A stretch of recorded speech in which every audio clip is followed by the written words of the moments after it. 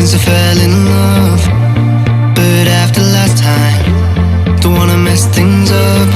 You're so beautiful, and I can't deny my heart. So guys, we are back again, as you all know कि YesDay is also back. तो आज जो है हमारे साथ सबसे पहले जुड़ गए हैं इंडिया रेप्स के ऑनर दीपू, इन्हें प्यार से कहते हैं। इट्स अ प्लेजर भाई, हिमांशु भाई के साथ में काम करते हैं तकरीबन 1 साल हो जाएंगे अब।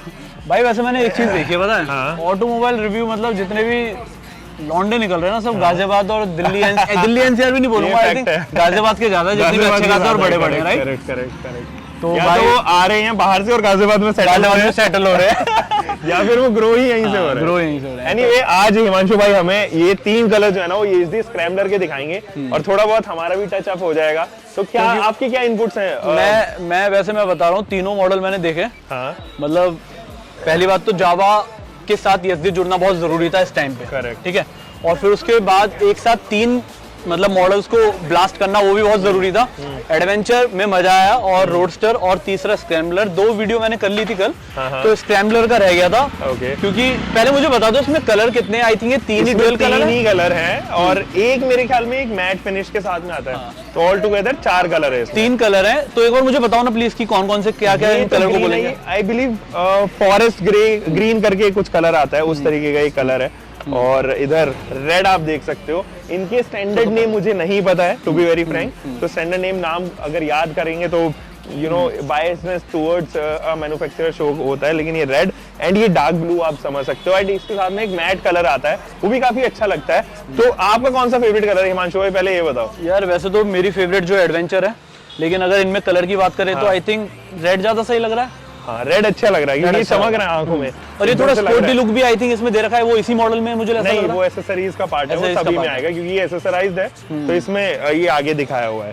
तो ये एक्चुअली जो वेरिएंट है ना गाइस, ये मैं हिमांशु भाई आपको भी बताना चाहूंगा, ये एक एडवेंचर एंड एक कैफे रेसर, इन दोनों का एक अमेलगम, एक मिक्सचर है। अच्छा, ओके। आगे से तो ये ऐसा लगेगा कि ये एक एडवेंचर बाइक है, पास आ जाओ। और अगर आप पीछे से देखोगे तो ये आपको यहाँ से कैफे रेसर की काफी फील दिलाएगी। कैफे रेसर का फील है। इस तरफ से भी सीट देख रहे हो, ये कैफे रेसर वाली फील है। पीछे भी आप देखोगे, हालांकि इसमें अगर आप देखो तो टायर जो है वो ब्रॉड लगे हुए हैं, कैफे रेसर में भी आते हैं और आप एडवेंचर में भी नहीं यूज कर सकते। लेकिन मुझे ऐसा लग रहा है ना कि जो नए लोग अब बाइक लेने का प्लान कर रहे हैं और वो तीनों में कंफ्यूज हो रहे हैं, तो रोडस्टर जो है थोड़ी कह सकते हैं लो बाइक है, और जो एडवेंचर बिल्कुल अप है, और ये बिल्कुल इन दोनों का मिश्रण है, कह सकते हैं। कहीं ना कहीं ग्राउंड क्लियरेंस की नो डाउट उन दोनों के बीच में होगी। एडवेंचर एक प्रॉपर एडवेंचर सीरीज बाइक है, ये आप इन दोनों का एक अमेलगम यहाँ पे जरूर कह सकते हो। इनफैक्ट इसमें टायर हगर भी आ जाता है, तो इसको एक्चुअली एडवेंचर से हटके बना देता है। तो टायर हगर आप एक्चुअली सिटी राइड्स के लिए हाईवेज पे तभी देखते हैं, एडवेंचर बाइक्स में आप अक्सर नहीं देखते हैं। तो इसको प्रॉपर एडवेंचर कहना तो हिमांशु भाई थोड़ा मुश्किल होगा।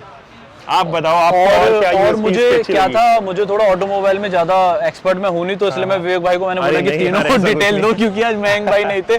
तो मुझे इनमें थोड़ा सा कंफ्यूजन थी। जो देखो, जो हमारी नॉर्थ की जनता है ना, उन लोगों को टॉर्क और एनआरएम और ये सब जो है इतनी डीपली नॉलेज होती नहीं। वो लोग नॉर्मल भाषा में समझना चाहते हैं कितने सीसी का इंजन होगा इसका। इन तीनों में इनफैक्ट इन तीनों बाइक में तो ऑब्वियसली सेम है, लेकिन इसके साथ में अगर मैं एडवेंचर और रोडस्टर की बात करूं, उन तीनों में भी सेम इंजन है। In fact that engine is also used in Parañaque.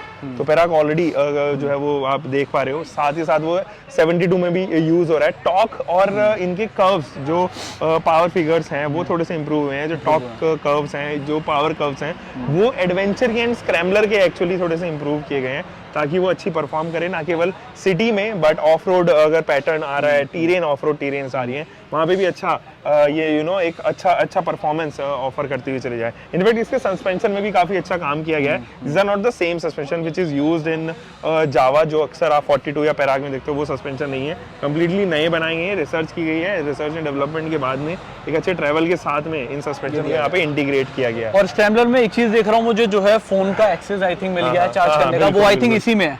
वो इसी में है, और इसमें यहाँ टॉप आप अगर आप देखोगे तो 2 पोर्ट है, एक सी टाइप पोर्ट है, एक यूएसबी पोर्ट है। तो ये कन्वीनियंस कहीं ना कहीं जो है ना वो बढ़ा देती है, और अभी अच्छी लगती है। आफ्टर मार्केट आपको नहीं लगाना पड़ता।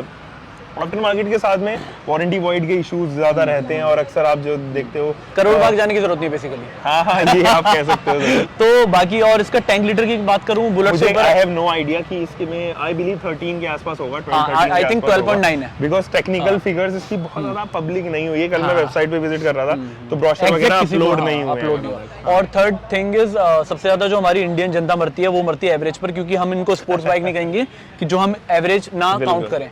तो जावा का एवरेज बहुत अच्छा नहीं है कह सकते हैं। हाँ, लेकिन इससे कितना एक्सपेक्ट कर रहे हैं? और क्योंकि ये same almost same engine use कर रहे हैं तो plus minus 2 kilometre per hour का आप माइलेज मान के चल सकते हो 42 पर आवर से। अगर आप रियल लाइफ की बात करें तो उसका माइलेज ऑलमोस्ट 30 से 34 के आसपास में फ्लक्चुएट करना चाहिए, इसके आसपास आपको मिलना चाहिए। हाईवेज पे ये बढ़ सकता है प्लस 5 किलोमीटर पर लीटर के हिसाब से। चलो उस तरफ थोड़ा सा चलते हैं। और ऑन रोड प्राइस की अगर मैं बात करूं तो देखो ऑन रोड प्राइस तकरीबन 235 के आसपास आना चाहिए। टोटली डिपेंड करता है कि आरटीओ कौन सी है आपकी। तो अगर आपकी स्टेट के टैक्सेस ज्यादा है तो ऑब्वियसली वो एक्सपेंसिव पड़ेगी। अगर आप यूनियन टेरिटरीज में रह रहे हो तो थोड़ी सी कम आपको स्टेट वाइज ये डिपेंड करता है। टोटली डिपेंड करेगा। और लास्टली जो हमारी मतलब इंडियन जनता नहीं बोलूंगा या फिर साउथ की बोलूंगा या नॉर्थ की रहूंगा, भगाने के बहुत शौकीन होते हैं भाई। तो बुलेट में तो आई थिंक मेरे पे खुद बुलेट है वो 110 से ऊपर नहीं जाती। वाइब्रेशन की प्रॉब्लम बहुत होती है। इसे कितना एक्सपेक्ट कर सकते हो? इसमें मैंने 42 जो है वो 125 तक वो जाती है। तो एडवेंचर सीरीज से आप इतना ज्यादा एक्सपेक्ट नहीं कर सकते क्योंकि वो एरोडायनामिकली डिजाइन नहीं किए गए हैं। बट हाँ रोडस्टर आप तकरीबन 120, 125, 130 के आसपास चला सकते हैं।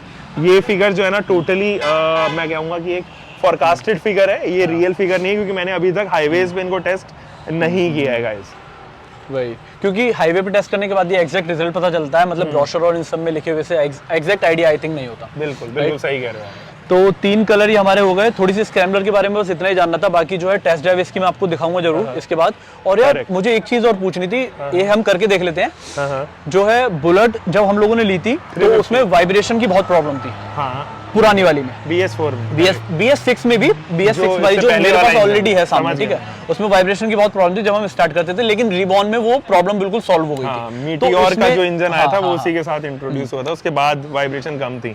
इनमें एक्चुअली नहीं है, इनमें वाइब्रेशन की आई थिंक प्रॉब्लम नहीं है। नहीं, कभी भी नहीं रही है। इनफैक्ट मैंने जावा सीरीज, CB350 सीरीज और ये क्लासिक के साथ में, तीनों के साथ में जो है वो वाइब्रेशन टेस्ट किया था।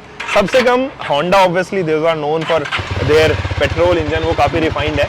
बट उसके बाद में जावा है and lastly Royal Enfield as expected. तो एक बार हम चेक कर लें वाइब्रेशन प्रॉब्लम। प्लीज आप एक बार अगर एक्सीलेट दें और इनका हाथ एक बार देख लो अगर आपको, क्योंकि एग्जांपल देना बहुत से बेटर है कि आप ये स्फेरिकल मिरर देखो। वैसे मैं अगर इनमें वाइब्रेशन आइडल स्टेट पे आ रही है तो आप समझ सकते हो कि इंजन में थोड़ी सी परेशानी है।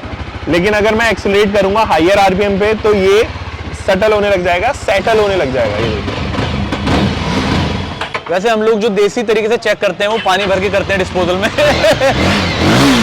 थिंक बिल्कुल नहीं लग रहा, मुझे लग रहा है नहीं आएगी। आइडल स्टेट पे किसी भी बाइक में आएगी, किसी भी बाइक में आएगी, तो इट्स वेरी नॉर्मल। तो भाई ये वाइब्रेशन की प्रॉब्लम देखो, अगर आप सोच रहे हो मेरे हाथ बिल्कुल वाइब्रेट नहीं हो रहे, मैं आपको खुद बता रहा हूँ। और इसी बहाने एग्जॉस्ट, यार मुझे लग रहा है एग्जॉस्ट में वो सब बातें नहीं रह गई है जब हम पहले चेक किया करते थे। अब तो हम बस दिखाने के लिए चेक करते हैं कि एग्जॉस्ट कैसा है।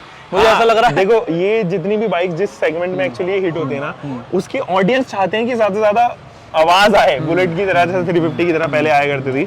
अब उनको डुक डुक साउंड तो दी गई है लेकिन रिफाइन काफी रखा गया है, जिस वजह से वाइब्रेशन कम हो जाती है। एंड करते हैं मेरे ख्याल में हिमांशु भाई, है ना? ठीक है, तो भाई आज के लिए बस इतने थे। थैंक यू विवेक भाई, थैंक यू हमारे साथ बनने के लिए। और बस गाइस आज के लिए बस इतना ही था। और अगर आपने चैनल अभी तक सब्सक्राइब, हम दोनों कोविड नेगेटिव हैं यार, तुम लोग प्लीज ऐसे गले मत मिलना।